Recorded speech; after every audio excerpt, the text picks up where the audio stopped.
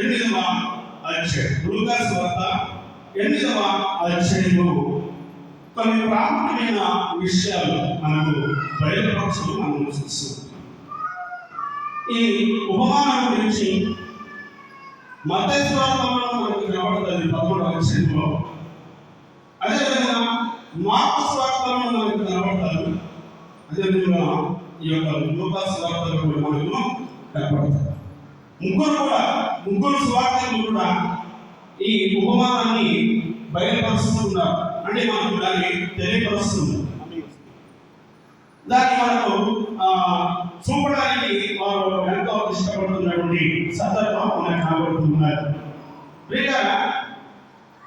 యేసుక్రీస్తు ప్రభువారు ఉపమానంగా బోధించడంలో ప్రారంభించబడి మొదటి ఉపమానంగా మనకు కనబడుతుంది. ఈ ఉపమానం ద్వారా ఒక ప్రత్యేకమైన సంఘటన మనకు బయలుపరుస్తూ దీంట్లో 4 స్థలాలను మనకు చూపిస్తున్నాడు. ఎన్ని స్థలాలు అండి? కొంచెం నా వైపు చూస్తున్నారు. ఎన్ని స్థలాలు? 4 స్థలాలు మనకు చూపిస్తున్నారు. ఈ 4 స్థలాలు దేనికి సాదృశ్యంగా ఉన్నాయి అంటే మానవుని యొక్క హృదయానికి సాదృశ్యంగా ఉన్నాయి. ఈ 4 స్థలాల్లో మనం ఏ స్థానం కలిగిన వారంగా మనం ఉన్నాము ఒకసారి మనం జ్ఞాపకం చేసుకున్నాం. ఈ వాక్యం చేత దేవుడు చాలా ప్రాముఖ్యమైన విషయాలు మనకు తెలియపరచడం మనం చూస్తూ ఉంటామండి. మొదటిగా మనం చూస్తున్నట్టు ఈ 4వ వచనం నుంచి 8వ వచనం వరకు కూడా మనం చదువుకున్నాం. ఈ 4వ వచనం నుంచి 8వ వచనం వరకు కూడా 4 వచనాల్లో 4 స్థలాలు, 4 వచనాల్లో 4 స్థలాలు మనకు బయలుపరుస్తున్నాడు. ఒకటి త్రోవ పక్కన పడినటువంటి స్థలం. రెండవది పిల్లలు గమనించండి, ఇక్కడ మనకు ప్రాముఖ్యమైన విషయాలు కనబడుతూ ఉండడం మనం చూస్తూ ఉన్నాము కనుక రెండవది మనం గమనిస్తే రాతి నేల. 3వ స్థలము ముళ్ళ పొద. 4వ స్థలము మంచి నేల. ఇది మనకు వివరించాల్సిన అవసరం లేదు, ఇక్కడ క్లియర్గా మనకు కళ్ళ కట్టినట్టుగా కనబడుతుంది. మొదటిగా మనకు త్రోవ పక్కన పడినటువంటి ఆ మాట మనకు కనబడుతుంది. ఏంటి త్రోవ పక్కన పడినది అంటే ఇక్కడ మనకు వాక్యం ద్వారా మనకు చెప్తున్నాడు. ఒక్కసారి 11వ వచనం మనకు చదువుతారమ్మా. ఈ ఉపమాన భావం ఏమనగా దేవుని వాక్యము మాత్రమేనండి. ఏంటండి? ఏంటి ఈ ఉపమాన భావం అండి? దేవుని వాక్యం. విత్తనం అంటే అది దేవుని వాక్యం. విత్తువాడు అనగా దేవుడై ఉండొచ్చు, లేదా విత్తువాడు అనగా సేవకుడై కూడా ఉండొచ్చు. అందుకే ఆయన ఇక్కడ విత్తువాడి గురించి మనతో మాట్లాడుతూ ఉన్న సందర్భం కనబడుతుంది. 10వ వచనంలో ఒక అద్భుతమైన విషయం చెప్తున్నాడు. ఎవరికి ఈ మర్మాలు తెలియపరుస్తున్నాడు, ఎవరికి ఉపమానం చెప్తున్నాడన్న ఆ విషయం 10వ వచనంలో కనబడుతుంది. చదువుతారా? ఆయన దేవుని రాక్ష మర్మము ఎరుగుట మీకు అనుగ్రహింపబడి ఉన్నది. ఇతరులకైతే సూచియు చూడమయు వినియు గ్రహింపయు ఉంటున్నట్లు వారికి ఉపమాన రీతిగా బోధింపబడుచున్నది. ఇక్కడ ఈ చదివినటువంటి మాటలో మొదటిగా మనకు కనబడుతుంది, ఇది దేవుని రాజ్యం గురించినటువంటి ఉపమానము. దేని గురించిన ఉపమానం అండి? చెప్పాలి కొంచెం నాకు. దేవుని రాజ్యం గురించినటువంటి ఉపమానం. ఇప్పుడు ఈ లోకంలోకి వెళ్ళిన మనం దేవుని రాజ్యం గురించి మొదటిగా మనం చెప్పగానే వాళ్ళకి అర్థమవుతుందా?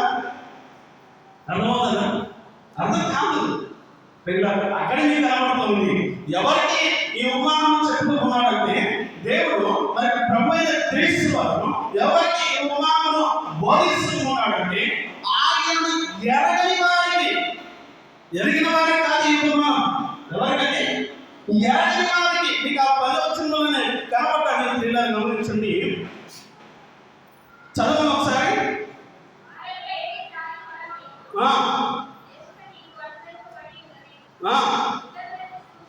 ఈ దేవుని రాజ్యం గురించి ఎరుగుట మీకైతే అనుగ్రహింపబడినాయి. కొంచెం చదవాలి, మైక్ తీసుకొని మీ దగ్గర పెట్టుకోండి. ప్రియులారా, మీకైతే అనుగ్రహింపబడింది. దేవుని రాజ్యం అంటే ఏంటి, ఈ లోకం అంటే ఏంటి, దేవుని యొక్క ఆ పరులకు పఠనం అంటే ఏంటి, నరకం అంటే ఏంటి అనేది మీకు చాలా స్పష్టంగా మీకు అనుగ్రహింపబడింది.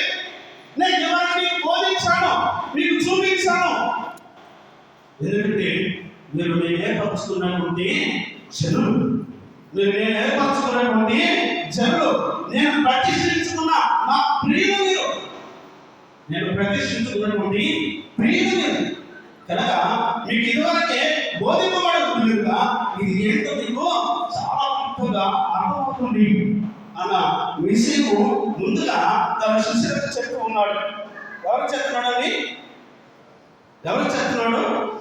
శిష్యులకు. శిష్యులు అడిగారు ఈ మాట, అయ్యా ఎందుకు ఈ ఉపమానం చెప్పాము నువ్వు, ఎవరికి చెప్తున్నావు ఈ ఉపమానం అంటే, ఇది మీకైతే తెలుసు, మీకు తెలుసు. ఎందుకంటే సంవత్సరాల తరబడి మీరు వింటున్నారు, గత 3 సంవత్సరాల నుండి ఏమన్నాడు వెంబడిస్తున్నారు.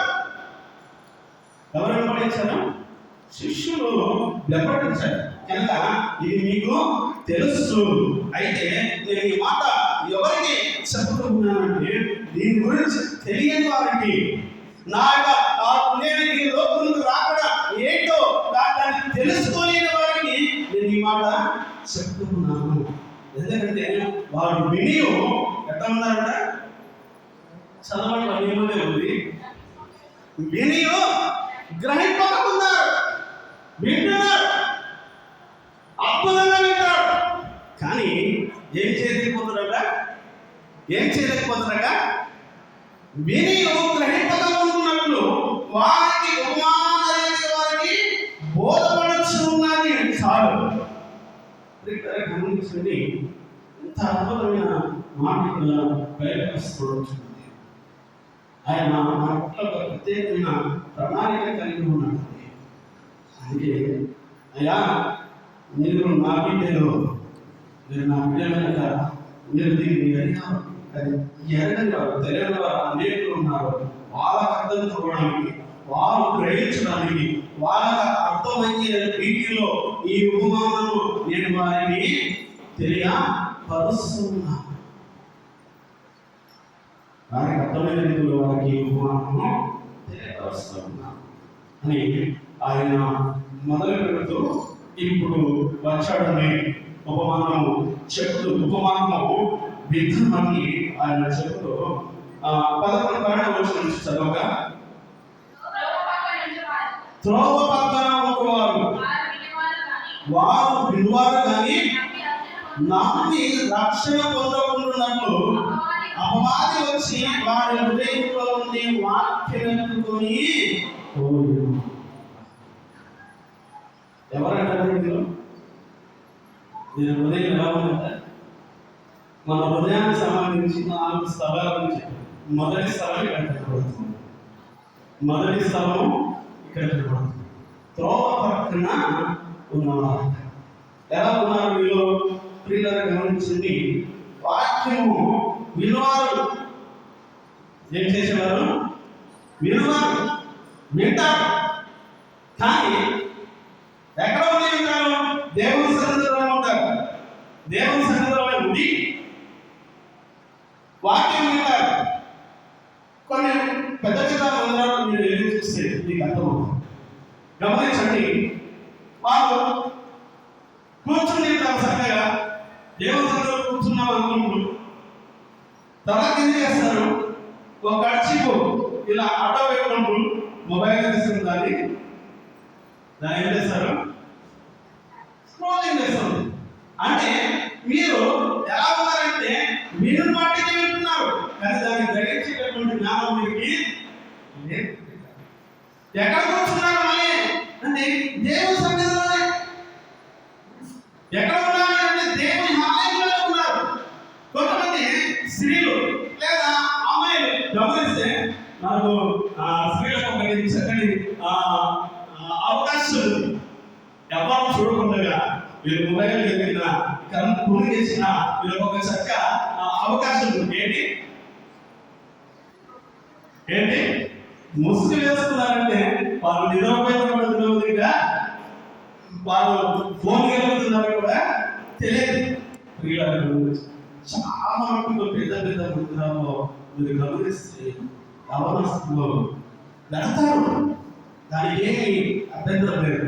కానీ అక్కడికి వెళ్ళి ఏం చేస్తారంటే యవనస్తులేమో మొబైల్ పట్టుకుంటూ ఉంటారు, యవనస్తురాలేమో కొంగు వేసుకుని లేదా శుద్ధి వేసుకుని మొబైల్ గెలుపుతూ ఉంటారు, గేమ్స్ అయినా ఆడుతూ ఉంటారు, లేదా చక్కగా మీరు ఎలాంటి వారు చెప్పండి. ఎలాంటి వారు త్రోవ పక్కన పడ్డారు. త్రోవ పక్కన అంటే మీలో లోనికి రాల వాక్యము, మీలో లోపల పడలేదు వాక్యము. ఎందుకంటే వీరికి వాక్యం పైన శ్రద్ధ లేదు, వాక్యం అంటే ఇష్టం లేదు. కాకపోతే ఎందుకు వచ్చారంటే బలవంతంగా ఎక్కడికి వచ్చారు? మందిరానికి వచ్చారు. బలవంతంగా ఇష్టముతో కాదు వీళ్ళు వచ్చింది. ఇష్టముతో వచ్చిన వాళ్ళు వేరుకుంటారు, బలవంతంగా వచ్చిన వాళ్ళు వేరుకుంటారు. పేరుకి మందిరానికి వచ్చి ఉంటారు, కానీ వీళ్ళకు ఇదేటటువంటి తత్వం ఉండదు. చెవులు అంటే ఒక మాట అంటున్నా, బాడీ ప్రజెంట్ మైండ్ అంటే వీళ్ళ బాడీ ఎక్కడ ఉంటుంది, వీళ్ళ చెవులు ఎక్కడ ఉంటాయి, కానీ వీళ్ళ మైండ్ ఎక్కడో ఉంటుంది. వీళ్ళ మైండ్ ఏ బిజినెస్ పైనో, వీళ్ళ మైండ్ ఏ మొబైల్ పైనో, వీళ్ళ మైండ్ ఇంకా ఎక్కడెక్కడో వాళ్ళకి ఇష్టమైన స్థలంలో తిరుగుతూ ఉంటాయి. కనుక వీళ్ళలో వాక్యము, ఆ వాక్యంలో పడే విత్తనము పడే అవకాశం అసలు ఉండదు. ఎక్కడికి వెళ్ళావయ్యా ఈరోజు? నేను ఆ మందిరానికి వెళ్ళాను తెలుసా? ఏ మందిరము అని ఒకవేళ అడిగాను, పేరు చెప్తాడు చూడండి. ఒకవేళ ఒక దానికి ఇచ్చిన మందిరం ఉండకపోవచ్చు ఆ ప్రాంతంలో. నేను పేరు చెప్పాను, పేరు చెప్తే మనకి బాధ కలుగుతుంది.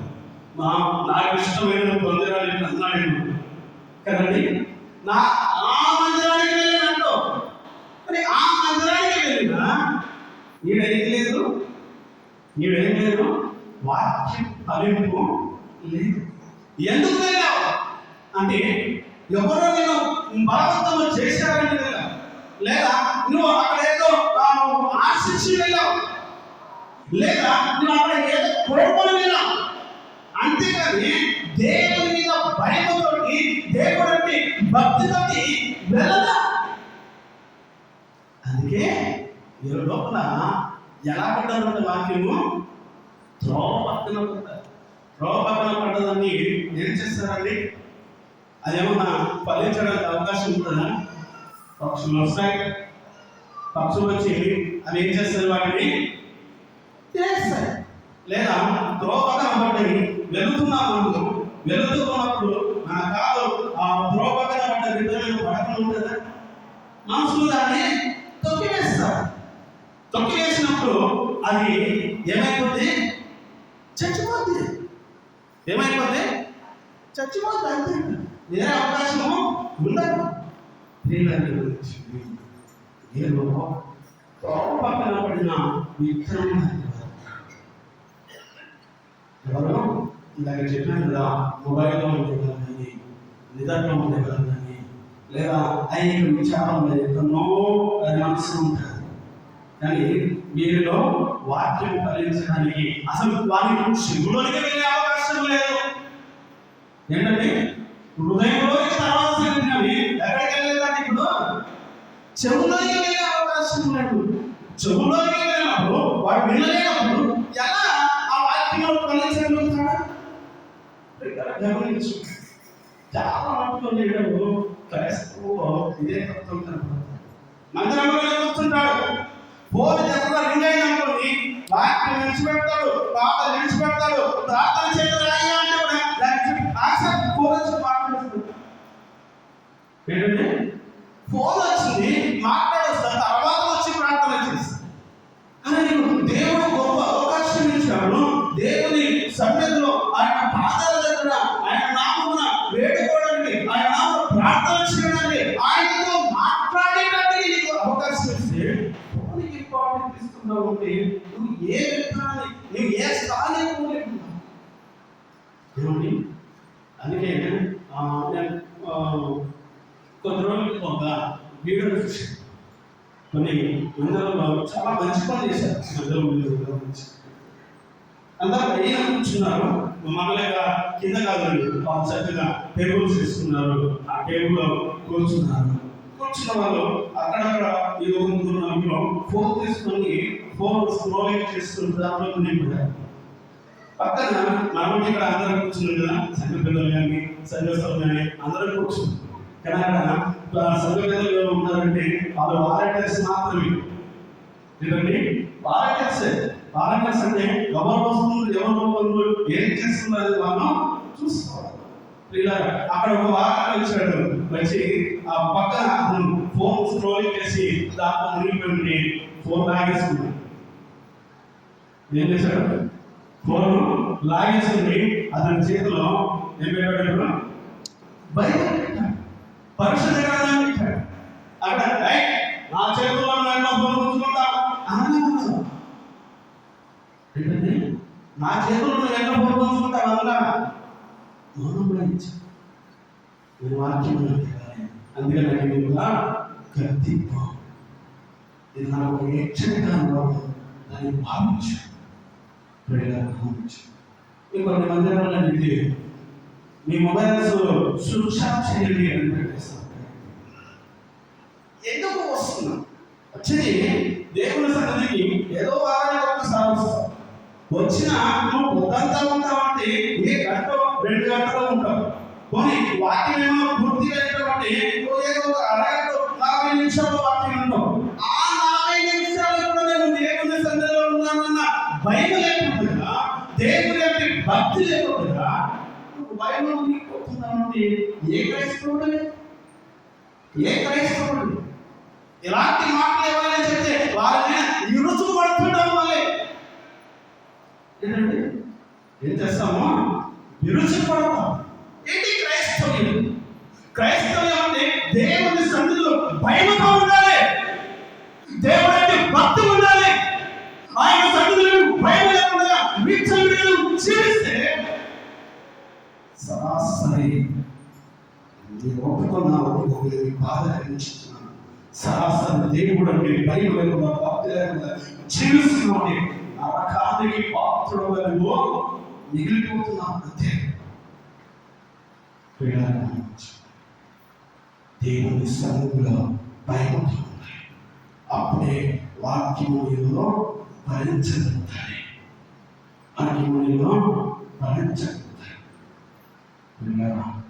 ఈ విషయాన్ని పూర్తిగా తెలుసు. 11వ వచనం ఒకసారి చెప్పండి. రాత్రి నేరంలో వారెవరైనా విన్నప్పుడు వాక్యము సంతోషంగా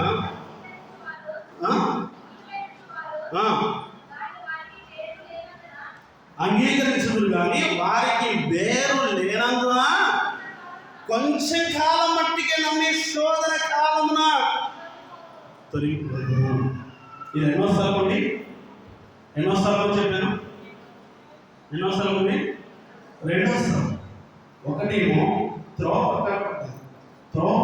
పట్టిన పడినటువంటి విధానం ఏం చేయబడుతుందంటే, ఒకటి ఏం చేయబడుతుందంటే పక్షులనే ఎత్తుకుపోవాలి, పక్షులనే వాటిని తినేది, లేదా రెండవది మనుషుల కాల కింద నాగి పడి నలిగిపోవాలి. ఈ 2 విషయాలు మనకి. రెండవ మాటగా మనం గమనించినట్లయితే రాత్రి నేల. ఏం నెలండి? రాత్రి నేల. ఈ రాతి నేలలో పడ్డ విత్తనము ఎలా ఉంటుందంటే పిల్లరా, అది పైకి లూజ్గా ఉంటుంది కనుక దానిలో పడినటువంటి విత్తనము వెంటనే మొలకెత్తుతుంది. వెంటనే మొలకెత్తుతుంది. దానికి టైం ఎక్కువ పడుతుంది. గమనించి అన్ని స్థలాల్లో అంటే మంచి నీళ్ళలో పడ్డ విత్తనం కంటే కూడా ఈ రాత్రి నీళ్ళలో పడ్డది వెంటనే మొలకెత్తుతుంది, చిగురిస్తుంది. కానీ కొంతకాలానికి అది ఏమైపోతుంది, దేవుడు లేదు, నేను లోపలికి తగ్గడానికి అవకాశము లేదు. ఎందుకు అవకాశం లేదంటే వేరు తల్లి ఆ స్థలంలో ఏముంది రాయి ఉంది. ఆ రాయి ఉంది కనుక లోపలికి వేరు తగ్గలేకపోతుంది కనుక అది కొంత సిగురించిందేమో, కానీ వెంటనే అదేం చెప్తుందంటే సూర్యుడు అది ఉదయించండి ఆ మెండ వేడికి అది ఏమైపోయింది, మాడిపోతుంది. గమనించండి, ఎవరు వాక్యం వినటప్పుడు చాలా శ్రద్ధగా వింటారు. వాక్యం వినడంలో చాలా ఇంట్రెస్ట్ చూపిస్తారు. వాక్యం వినడంలో ఇతని అంటే గొప్పగా వాక్యం పట్ల ఇంట్రెస్ట్ ఉన్న వ్యక్తి కూడా కనిపించలేదు అన్నట్టుగా వింటారు. అలాగే వాక్యం అంటే ఇతనికి ఎంత ఇంట్రెస్టో, దేవుడు అంటే ఎంత భయమో అన్నటువంటి ఆ గొప్ప లక్షణంతో వింటారు.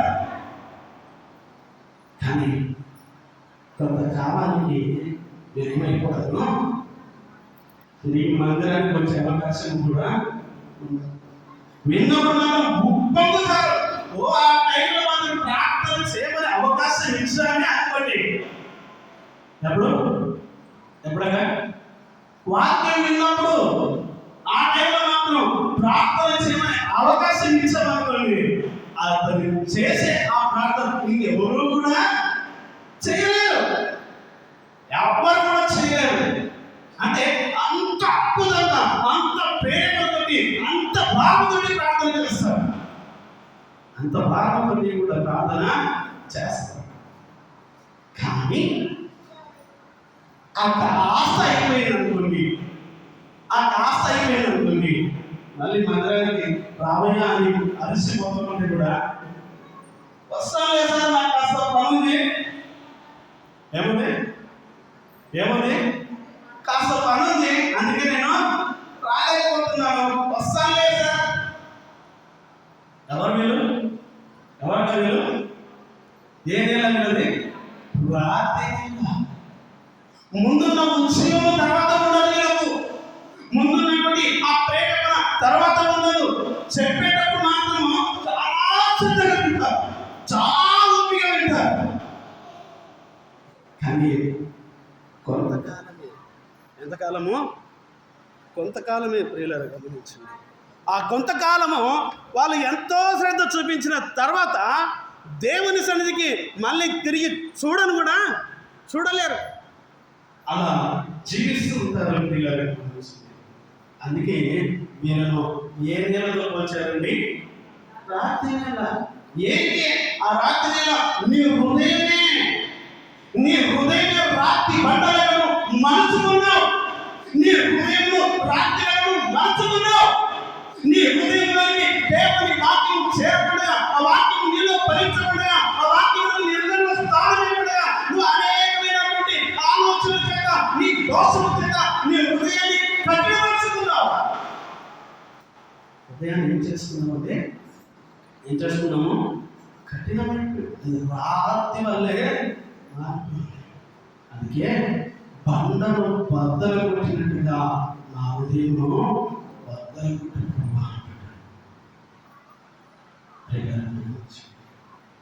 ఏంటి ఈ రాత్రి?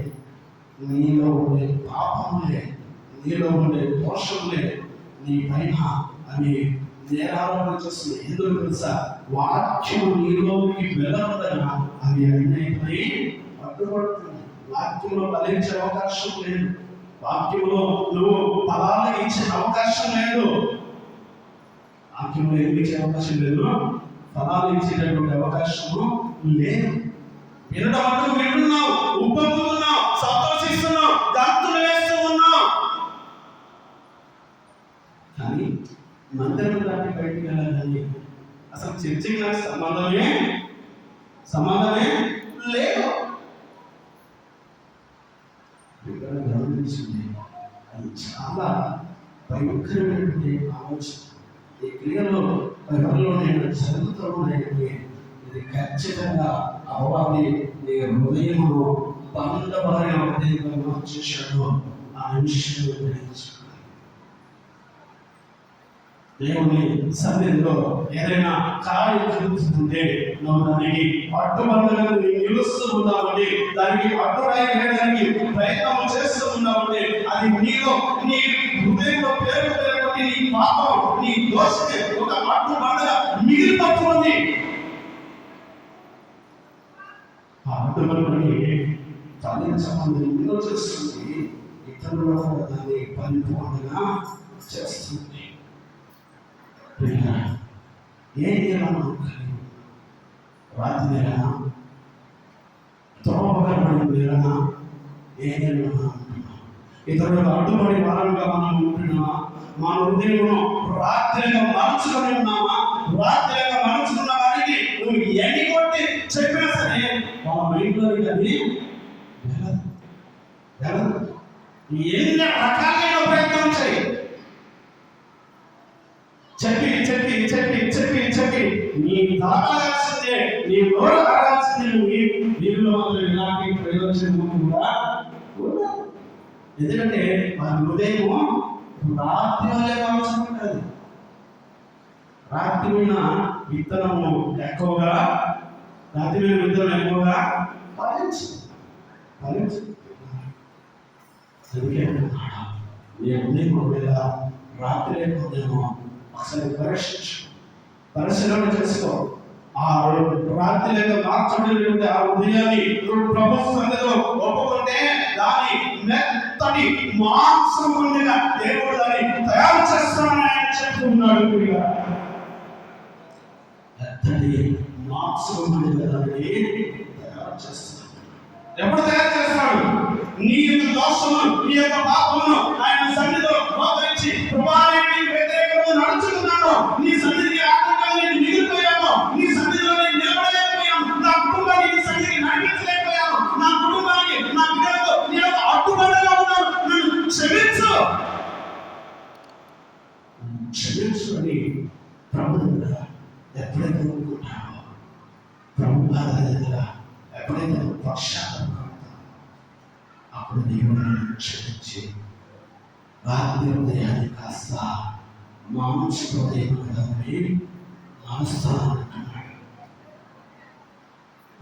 గమనించండి, ఎలా మనం ఉంటున్నాం, దేవుని గారికి ఉంటున్నాం, రాత్రి మండలేము ఉంటున్నామా? ఒకసారి పరిశీలన చేసుకుంటాం, ఒకసారి పరీక్షించుకుంటాం. ఇంకా రెండు స్థలాలు ఉన్నాయి. ప్రపంచమైతే ఆయన దగ్గర నడుస్తుంది. ఇంకొక వచనం చదవండి. ముళ్ళ పొదలో పడిన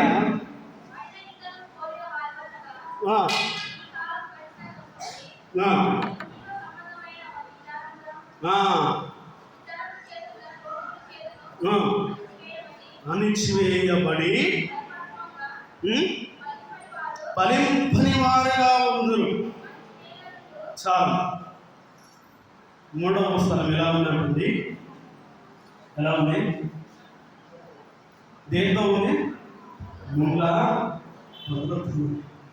కొన్నిసార్లు మీకు బాగా తెలుసు, నేనంటే ఇప్పుడు వెళ్ళలేదు, ఎప్పుడు వ్యవసాయం చేయలేదు. మీరంతా వ్యవసాయం చేసేవాళ్ళు బాగా తెలుసు. కొన్నిసార్లు విత్తనాలు చల్లుతూ ఉంటాయి. విత్తనం కొన్ని చల్లుతారు కదా, ఏమంటుంది? ఆ విత్తనం చల్లేటప్పుడు కొన్నిసార్లు పొలంలోనే పడుతుంది, ఇంకొన్నిసార్లు ఎక్కడ పడుతుంది? ముళ్ళ కంచిలో పడుతుంది. ముళ్ళ పొదలని పడతారు కనుక ఆ ముళ్ళ పొదలో పడిన విత్తనం ఏమవుతుందంటే కొంత ఫలిస్తారు. అది కూడా కొంచెము ఫలించే అవకాశం ఉండాలి. కొంత పెరగడానికి, చిగురించడానికి, పెరగడానికి, ఫలించడానికి అవకాశం ఉంటుంది. మంచిదే. ఇతని మనస్సు కొంత బాగానే ఉంది, ఇతని ఉదయం కొంత బాగానే ఉంది. ఇతనికి దేవుడు అంటే కూడా ఇష్టం, ఇతనికి దేవుడు అంటే భయం కూడా. సేవకుడు చెప్పిందంటే ఆ మాట, ఆ సేవకుడు చెప్పిన మాటకు లోబడడం కూడా ఇష్టం.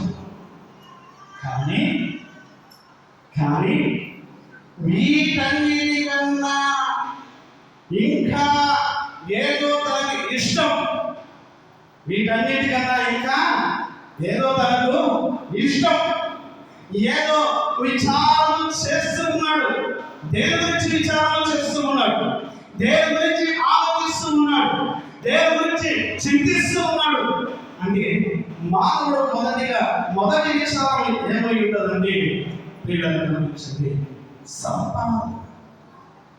దేని గురించి విచారము? సంపాదన. సంపాదించడానికి నానా రకాలైన ప్రయత్నాలు చేస్తాడు, నానా రకాలైనటువంటి ప్రయత్నంలో చేస్తాడు. ఇతను ప్రియులుగా ఫలిస్తూ ఉంటాడు, కానీ ఇతడు దేవుని సన్నిధికి వస్తూ ఉంటాడు, కానీ దేవుని వాక్యం వింటూ ఉంటాడు, కానీ సంపాదన అనే అంశానికి వచ్చినప్పటికీ దీన్ని కాస్త ఏం చేస్తాడు? పక్కన పెట్టేస్తాడు. దేని గురించి అండి? సంపాదన. సంపాదన గురించి దీన్ని కాస్త పక్కన పెట్టేస్తాడు. పక్కన పెట్టేసి దేవుని విడుస్తాడు, దేవుని సన్నిధిని విడుస్తాడు, వాక్యం విడుస్తాడు, ప్రార్థన విడుస్తాడు, మన సేవకుడు చెప్పి మాట్లాడే పట్టించుకోడు. కానీ సంపాదన వరకు నానా రకమైన గడ్డి తినడానికి ఇష్టపడతాడు, నానా రకమైన గడ్డి తినడానికి కూడా ఇష్టపడతాడు. ప్రియులారా గమనించండి, ధనాపేక్ష కనుక మనిషిని ఆవరించింది అనుకుందాం. ధనాపేక్ష పైన కనుక మనిషి యొక్క తన తలంపు, తన మనసు పెట్టాడు అనుకోండి, అది నేను నడిపిస్తుంది. చూడండి ప్రియులారా, భయంకరమైనటువంటి ముళ్ళ పొదల్లోనికి తీసుకెళ్తాడు, భయంకరమైనటువంటి ముళ్ళ కంచెల్లోనికి నేను నడిపిస్తూ ఉంటుంది, భయంకరమైన ఆ శోధంలోనికి నేను అది నడిపిస్తూ ఉంటుంది. ఎందుకు ఇవన్నీ చేస్తూ ఉన్నామంటే ధనాపేక్ష. ధనాపేక్ష సమస్త కీడులకు మూలమని దేవుని వాక్యము సెలవిస్తూ ఉంది. ధనాపేక్ష చేత నువ్వు ఏ పాపము చేయడానికి ఇష్టపడుతూ ఉంటావు, ధనాపేక్ష చేత నువ్వు ఎంత దుర్మార్గమైనటువంటి పాపమును మరి జరిగించడానికి కూడా నువ్వు ఇష్టపడుతూ ఉంటావు. ఎందుకంటే ధనం,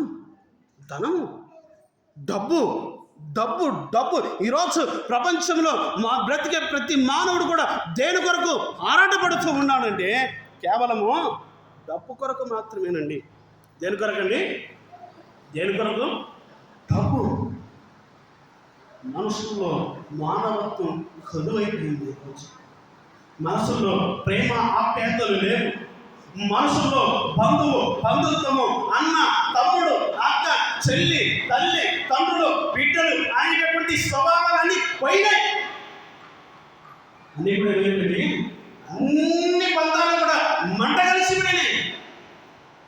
ఇప్పుడు చెప్పిన కదా, ఈ బంధాలకి తల్లిదండ్రులు, బిడ్డలు, అన్నదమ్ములు, అక్క చెల్లెలు, తోపుడులు ఎవరిని చూసుకున్నా అన్ని బంధాలు కూడా ఈ మధ్యలో ప్రేమ లేదు, ఆప్యాయత లేదు, అనుబంధం లేదు, ఏదీ లేదు ఈ రోజుల్లో.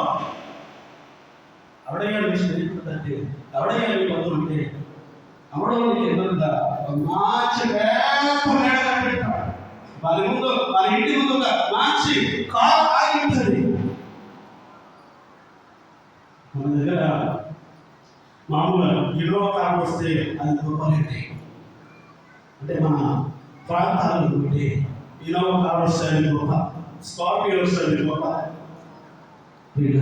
సిటీలో చూస్తే ఒక్కొక్కరి ఇంట్లో బాగా ఈ ధన వ్యామోహం ఉన్న వారు ఉంటారు చూడండి. ఈ ధన వ్యామోహం ఉన్న వారి ఇంట్లో గమనించండి, ఆ సంపాదించడానికి దేనికైనా తెగిస్తారు కనుక ఆ డబ్బు కూడా అలా ఖర్చు పెడితే అలాంటి సంపాదన రావడానికి అవకాశం వస్తుంది. ఇప్పుడు తాను దాంపాన్ని కలిగించుకోవాలంటే, తన డాంబికాన్ని తాను కొట్టుకోవాలంటే తన ఇంటి ముందు ఏముండాలి తెలుసా? ఏ బీజకారం ఉండాలి, ఏ ఆడికారం ఉండాలి, ఏ రాయల్ వస్త్రం ఉండాలి. రాయల్ వస్త్రం దొరకడం లేదు, సామాన్యమైన విషయం ఉన్నది కాదు. కోటేశ్వరుడైనా సరే అది అంత తొందరగా కానీ తన డాంబికాన్ని కొట్టుకోవడానికి, తన డాంబికాన్ని అందరి ముందు చూపించుకోవడానికి నాకు ఇంత ఉంది తెలుసా, నాకు ఇంత డబ్బు ఉంది తెలుసా, నేను ఈ కారు వాడుతాను తెలుసా అని చెప్పుకోవడానికి అలాంటివి చెప్పుకుంటాను. ఇప్పుడు మనం ఏం చేస్తామో తెలుసా? పాప అమ్మాయిని ప్రజలు వాళ్ళు ఏం చేస్తారు తెలుసా? ఎవరైనా ఇవ్వాలి ఉంటే అదే ఆ ఇంటి ముందు బెంచ్గా చూడండి, వాళ్ళు మా పాత బంధువులు ఉంటారా, నా చిన్న అవుతుందండి, ఎవరైనా మీ స్నేహితులు ఉంటే అదే ఆ ఇంటి ముందు చక్కగా ఆడిగా చూడండి. ఆ దారిలో ఉండే తిరిగే వ్యక్తి మా స్నేహితుడండి. నేను తాను 10th క్లాస్లో కలిసి ఎక్కడ 10th క్లాస్లో కలిసి చదువుకున్నాం.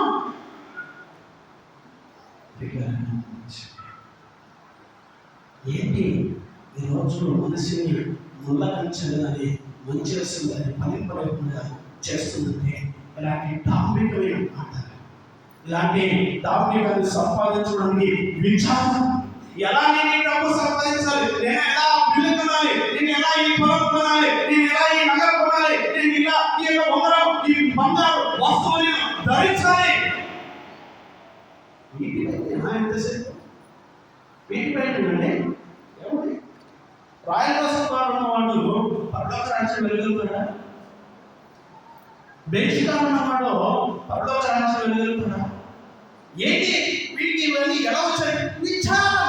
దాన్ని సంపాదించాలన్న విచారంలోనే మునిగిపోయాడు. కానీ దేవుడు అంటే ఏంది, దేవుని రాజ్యం ఏంది, ఎవరికి దేవుని రాజ్యము మరి దొరుకుతాడన్న విషయం తనలో అసలు ఇంగిత జ్ఞానము కూడా లేదు.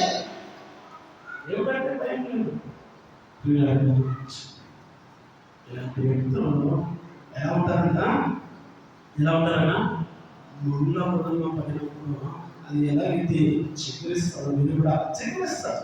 కొంత బాగానే ఉంటుంది, కానీ ఈ సమస్యలు లేదా ఇంటి సమస్యలు వచ్చి తన బయట పడేటప్పటికి అది అలాగే అంచనా పడుతుంది.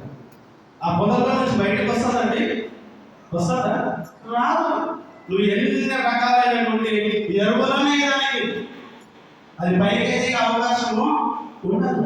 ఎందుకంటే ఈ కంచె తనపైన ప్రభావం చూపిస్తుంది. ఈరోజు మానవునికి ఉన్నటువంటి కంచె ఏంటి అంటే ధనమే, డబ్బే. అందుకే యేసుక్రీస్తు ప్రభువారు ఒక మాట అన్నారు. ఏమన్నాడు తెలుసా? సూర్యోదయం పగలు తీస్తుంది స్త్రీలు మిషన్ తురుపాయి చేసే సూర్యుడు ఉంటాయి, గుర్తుందండి? తురుపాయి చేసే సూర్యుడు సన్నగా ఉంటాయి. దాంట్లోనైనా సరే వంట దొరుకుతుందంట,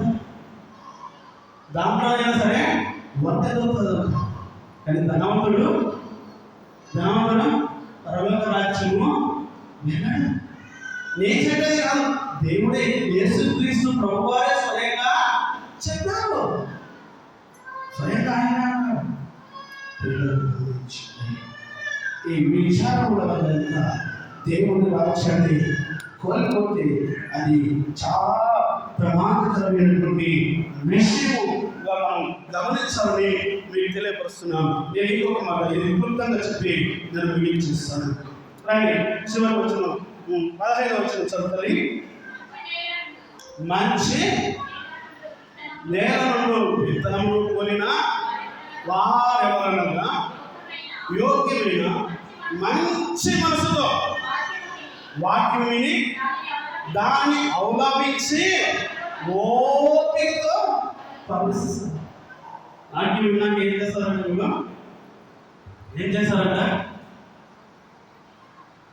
మొన్ననే చెప్పారు, గుర్తుందా? వాక్యం విన్నాక ఏం చేస్తారు? ఆలోచించడం అంటే నెమ్మదిమా అక్కడ గుర్తుంది. ఏం చేస్తారా? నెమ్మది వేస్తారు. నెమ్మది వేసినప్పుడు అది చిన్న వాక్యం కూడా నువ్వు విన్నదాన్ని చదువు మళ్ళీ ఏం చేయాలి? నెమరం వేయాలి. ఈడ విని వెళ్ళడం కాదు, చర్చిలో కానీ సభలో కానీ ఎక్కడో ఉండి అప్పుడు చెప్పాడు ఈరోజు అనడం కాదు. ఎలా చెప్పాడు? సూపర్, ఇంత మంచి వాక్యం అండి అంత బిరుదు ఇచ్చేస్తాం వెంటనే, పిహెచ్డి డిగ్రీ ఇచ్చేస్తాం వెంటనే. కానీ ఆ విన్నదాన్ని మనమే పాటిస్తున్నాం. ఆ విన్నదాన్ని మనం ఎన్నిసార్లు నెమరేస్తున్నాం? విన్నదాన్ని తిరిగి మనం ఎన్నిసార్లు ధ్యానం చేస్తున్నాం? విన్నదాన్ని తిరిగి మనల్ని దాన్ని అనుసరించుకుంటున్నామా? అప్పుడే అది నేను ఫలించడానికి అవకాశం. అప్పుడు నేను ఫలించడానికి అవకాశం. అలా లేవనుకో ఫలించేటటువంటి అవకాశం నీలో ఉండదు. అందుకే నీ హృదయం ఏ స్థానాన్ని పోలి ఉంది, ఏ నేలను పోలి ఉందో ఒకసారి నువ్వు ఆలోచన చేసుకో. ఎన్ని రకాలైన స్థలాలు? ఎన్ని రకాలైన స్థలాలు చెప్పండి ఒకసారి. చెప్పండి, ఎన్ని స్థలాలు? త్రోపతులు, రాత్రిలో, ముళ్ళ పొద, మంచి దేవుడిస్తాం. కాస్త వింటున్నా. దేవునికి మహిమ కలుగుగాక. దేవునికి మహిమ కలుగుగాక. గమనించండి, దేవుడు ఆయన తన వాక్యం చేత మనతో మాట్లాడుతున్నాడు.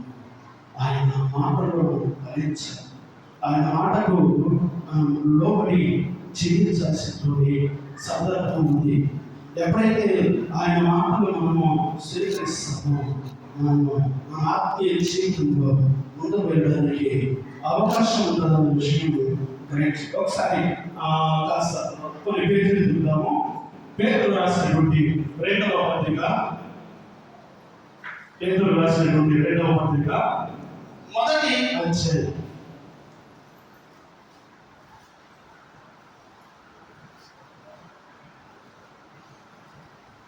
మొదటి అధ్యాయం 10-11 వచనాల గురించి సహకరించండి.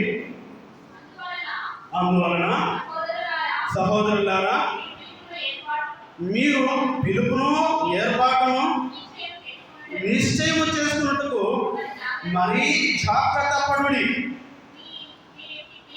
మీరు ఇట్టి క్రియలు చేయువారైతే ఎప్పుడూ తప్పిల్లరు.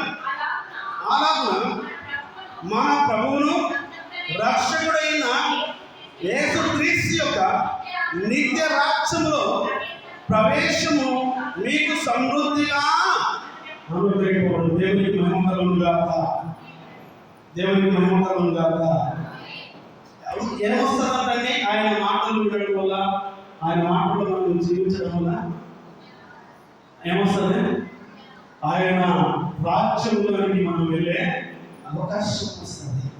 మీరు పిలుపులోను ఏర్పాటులోను మీరు నిశ్చయం చేసుకుంటాము. మరీ జాగ్రత్త పడండి. ఏంటి? దేవుడు మనల్ని పిలిచాడు. దేవుడు మనల్ని తన స్వంత జనంగా చేసుకున్నాడు. దేవుడు మనల్ని తన ప్రతిష్ఠించుకున్న జనంగా మనల్ని చేసుకున్నాడు. మనం ఆయన జనంగా ఉన్నాం, మనం ఆయన ప్రజలుగా ఉన్నాము, ఆయన నేటి గొర్రెలుగా ఉన్నాం. మనము ఎలా ఉండాలంటే ఎప్పటికప్పుడు మనము జాగ్రత్తగా చూసుకోవాలి. మన జీవితంలో ఎలా ఉన్నాయి, మన పరిస్థితి ఎలా ఉంది, మన కుటుంబాలు ఎలా ఉన్నాయని ఎప్పటికప్పుడు మనం జాగ్రత్త కలిగి వాటిని పరిశీలన చేసుకోవాలి.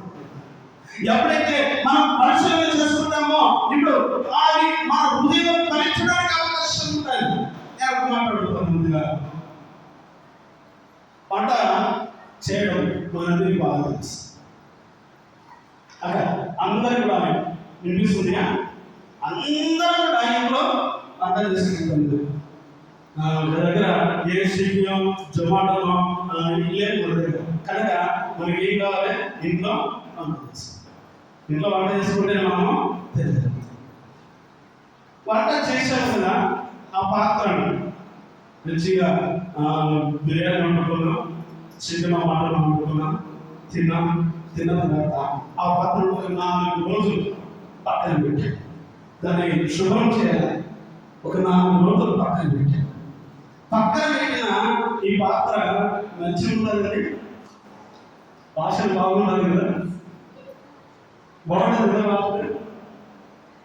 దీంట్లో పక్కన పెట్టాం కదా, 4 రోజులు అయింది, మళ్ళీ తీసుకొచ్చాం, వంట చేసుకోవాలి కనుక మళ్ళీ దీంట్లో బియ్యం పోసి వంట చేసుకొని తిన్నామనుకో ఏమవుతుంది?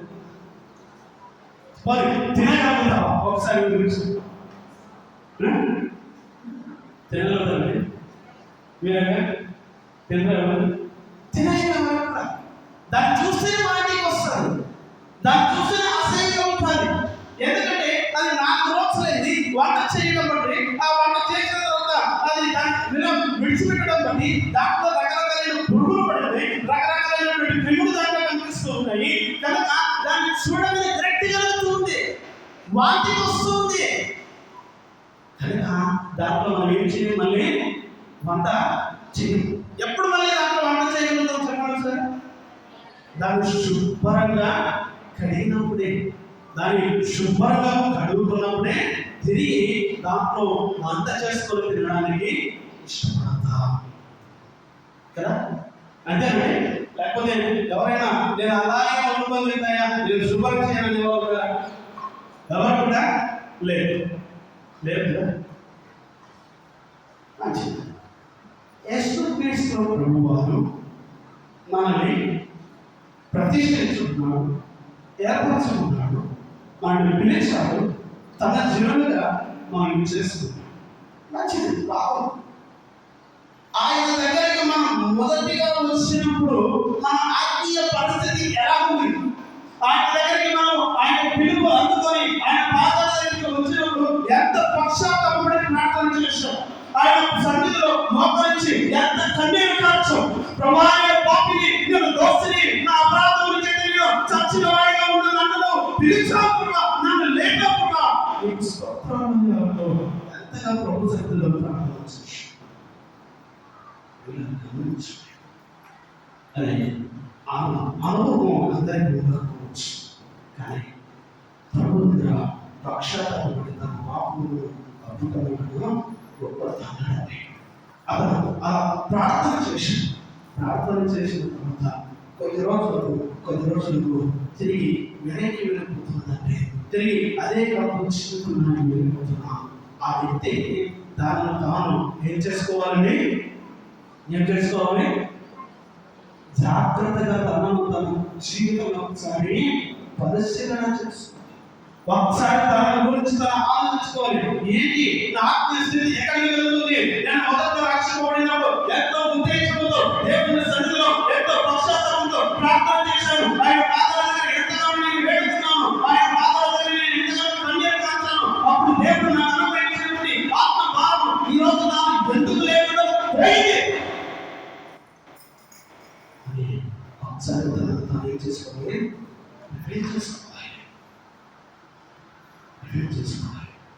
అలా చేసుకోవడానికి కొన్ని స్థలాలు రిట్రీట్ పెడతారు. రిట్రీట్ అంటే ఆ రిట్రీట్ అంటే ఎప్పుడైతే జరుగుతారో తన ఆత్మీయంగా ఎదగడానికి అవకాశం ఉంటాయి.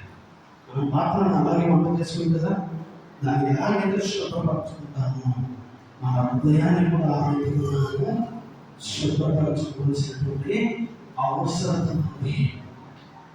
ఇంత అసలు ఈ అనుభవం ప్రభు పాదాల దగ్గర కన్నీరు వచ్చి, ప్రభు పాపిగా నీకు వ్యతిరేకంగా తిరిగినాయా, నేను సినిమాలకు వెళ్ళాను, శిఖరాలకు వెళ్ళాను, చెయ్యాలు చూశాను, నా తోటి సహోదరుల నేరం ఉంటాను, దూషించాను, నిందించాను, నేను దుర్మార్గుడు, నీ నామమును ఎంతగానో నేను అవమానపరిచి నీకు దూరస్తుగా మిగిలిపోయిన దౌర్భాగ్యుడును క్షమించండి ఒప్పుకున్న స్వభావం ఒకసారి ఆలోచన చేసుకుంటాను. ఒక మాట చివరిగా 2 మాటలు చెప్పి ముగించేస్తాను. అపొస్తలుల కార్యము 20వ అధ్యాయం అపొస్తలుల కార్యము 20వ అధ్యాయం 31-32 వచనాలు చదువు గురించి. కావున నేను 3 సంవత్సరాలు రాత్రి పగలు కన్నీళ్లు విడుచుచు ప్రతి మనుషునికి మానవ బుద్ధి చెప్పినని మీరు జ్ఞాపకము చేసుకుని మెలకువగా ఉండుడి. ఇప్పుడు దేవునికి ఆయన కృపా వాక్యములతో మిమ్మల్ని అప్పగిస్తున్నాను. దేవునికి మహిమ కలుగును గాక. దేవునికి మహిమ కలుగును గాక. ఎక్కడ అప్పగించాడండి ఈయన? పౌలు గారు ఎవరికి అప్పగించారా? ఎవరికంటే అప్పగించింది? మీ ముందే ఉంది, ఒకసారి చదవండి. అమ్మ మీరు రాగలుగుతాను. మా వాళ్ళు ఏమంటారు కొంచెం మా వాళ్ళతో తిద్దామమ్మా అయితే మీరన్నా చదవండి కొంచెం.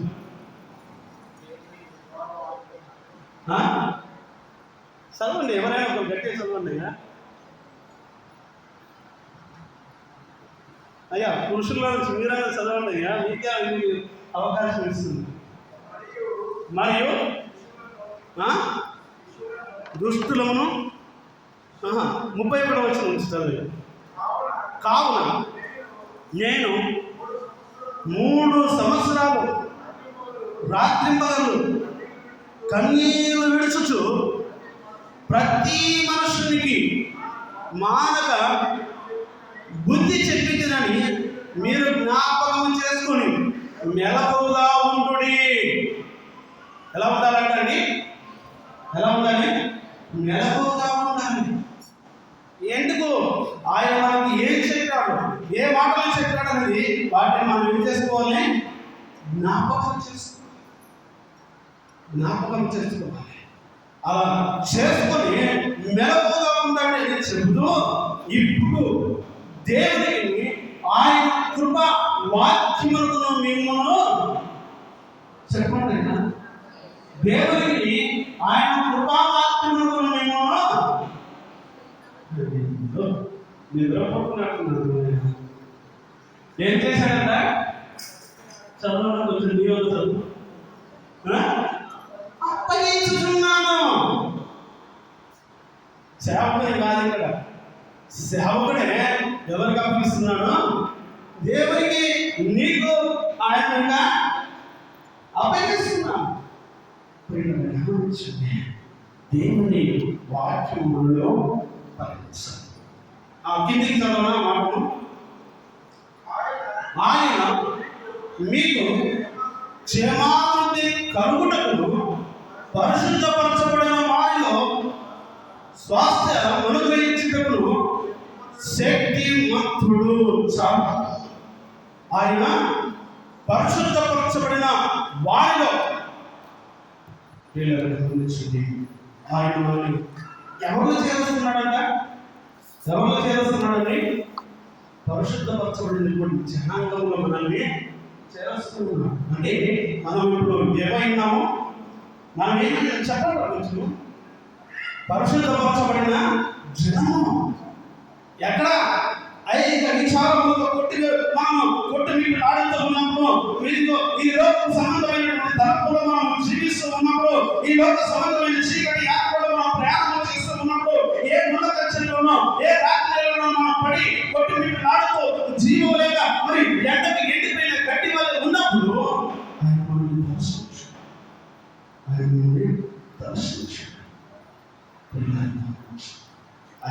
దర్శించాడు. ఆయన ప్రతిష్ఠించుకున్నాక ఆయన స్వకీయమైన జనాంగంలో చేసుకున్నాక ఆయన పరిశుద్ధమైన జనుల్లో మనల్ని కూడా చేర్చుకున్నందుకు మనం ఇప్పుడు ఏమైనామో పరిశుద్ధము. ఒకసారి జ్ఞాపకం చేసుకున్నాం. నా పూర్వ స్థితిగా ఇప్పుడు ఉన్నామా? పూర్వంలో దేవుని పట్ల ఎంతో ఆసక్తి ఉండేది. దేవుని అంటే ఎంతో భక్తి ఉండేది. పూర్వం కాలంలో గమనిస్తే దేవుని కొరకు ఏ విషయంలో ప్రయత్నించాం, తమను ప్రయత్నించాం, నిందించబడుతున్నప్పటికీ కూడా మౌనంగా భరించుకున్నాం. పూర్వ స్థితిలో గమనిస్తే దేవుని సన్నిధికి వెళ్తూ ఉన్నప్పుడు ఎంతో మంది ఆటంకపరిస్తే, తల్లిదండ్రులు ఆటంకపరిస్తే, భక్తజనం ఆటంకపరిస్తే వాటన్నిటిని పట్టుకొని నేను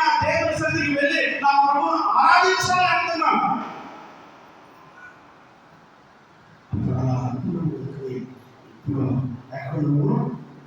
అప్పుడు అనుకున్నాను ఎక్కడున్నామో దేవుని సన్నిధిలో ఇప్పుడున్నాం. ఆ మొదటి ఆత్మీయ స్థితి అందరిగా ఒకసారి పరిశీలన చేసుకుందాం. దేవుని కొద్ది మాటలు దీవించి ఆశీర్వదించుగాక.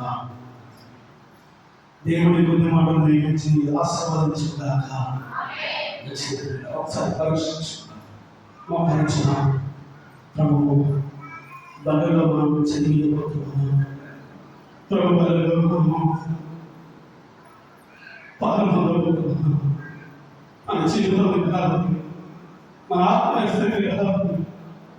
ప్రభు దగ్గర ఒకసారి అనుకుంటున్నాం.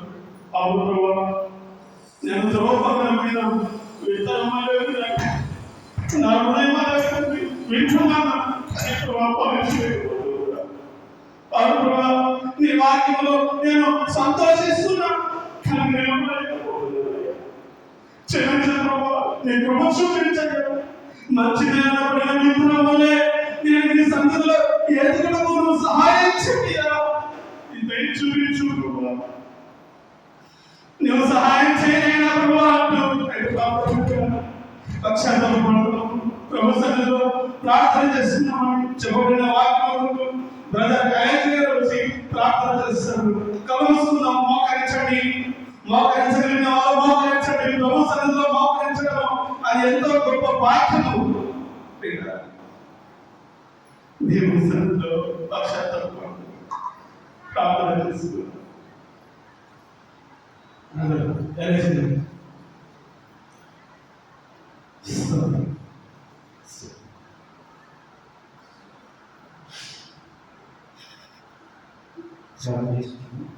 Father, I pray for each and every one of us. Be with us and Father, for the word of God. That whatever we have listened, seed which have been sown, that should be on the good ground, Father. That we all have that kind of mindset in our hearts, that our heart may be with your love, Lord Father, that we may be seated in you, Lord Father, rooted in you. Let us each and every way of us. I pray and I guide and I pray and submit for all of us in your mighty hands. Guide us, help us to grow in good soil, and let the word of God be in us, Lord Father. Thank you, Lord, for each and every Jesus' most precious name. Amen. ప్రార్థించిన సహోదరులకు చెల్లిస్తున్నాము.